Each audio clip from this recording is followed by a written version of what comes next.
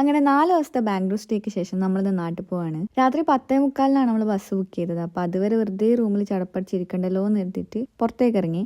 Commercial street പോകണം എന്നാണ് നമ്മൾ വിചാരിച്ചത്. കാരണം ഷാനൂന് ചെരുപ്പ് വാങ്ങണമെന്ന് പറഞ്ഞിട്ടുണ്ടായിരുന്നു. പിന്നെ ജസ്റ്റ് ഒന്ന് കാണുകയും ചെയ്യാമല്ലോ. നമ്മൾ പോകുന്നത് വെള്ളിയാഴ്ച ഉച്ചയ്ക്ക് ജുമേൻ്റെ സമയത്തായതുകൊണ്ട് തന്നെ ഭയങ്കര ട്രാഫിക് ചെയ്യുന്നു. 3/4 മണിക്കൂറാണ് നമ്മൾ മാപ്പിൽ കാണിച്ചെങ്കിലും 1.25 മണിക്കൂർ കഴിഞ്ഞിട്ടാണ് നമ്മൾ കൊമേഴ്ഷ്യൽ സ്ട്രീറ്റിൽ എത്തുന്നത്. ആ ഡ്രൈവറായിട്ടാണെങ്കിൽ എൻ്റെ അമ്മ പറയണ്ട, ഒടുക്കത്തെ സ്പീഡും ഏതിലോ മുടുക്കിലേക്ക് കൂടെ എല്ലാം കയറി. എൻ്റെ അമ്മൂ, ഈ ട്രാഫിക് എനിക്ക് ഇഷ്ടമല്ലെങ്കിലും ബാംഗ്ലൂരിനെ പറ്റി എനിക്ക് ഏറ്റവും ഇഷ്ടമുള്ള ഒരു കാര്യമുണ്ട്. ഓരോ 1 കിലോമീറ്റർ കഴിയുന്തോറും ഇവിടെ ഓരോ ഫ്ലവർ ഷോപ്പ് നമുക്ക് കാണാൻ പറ്റും.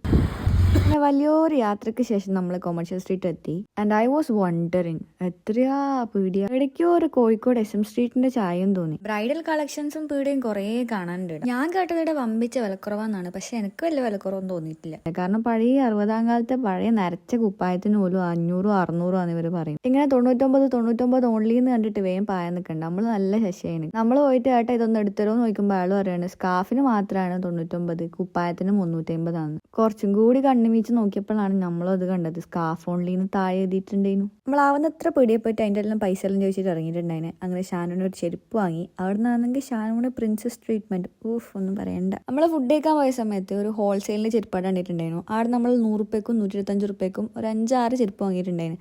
അതായിരുന്നു നമ്മൾ ബെസ്റ്റ് പർച്ചേസ്. അങ്ങനെ അതൊക്കെ വാങ്ങി ഒരു 4 മണിയൊക്കെ ആകുമ്പോൾ നമ്മൾ തിരിച്ച് റൂമിലേക്ക് പോയി. ആൻഡ് ഇതായിരുന്നു ഈ ഒരു vlog. Thank you for watching. By.